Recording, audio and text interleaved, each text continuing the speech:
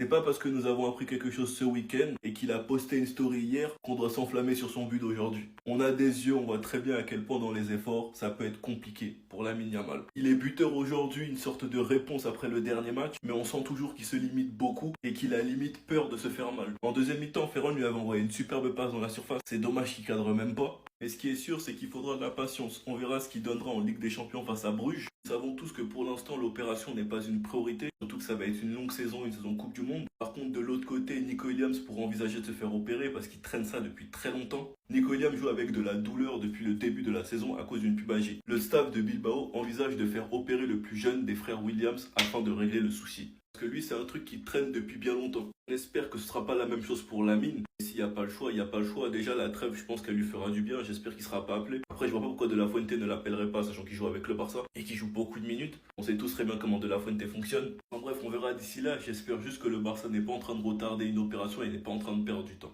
Enfin bref, vous les gars, vous en pensez quoi? Ramenez-vous sur Snap, on s'ennuie.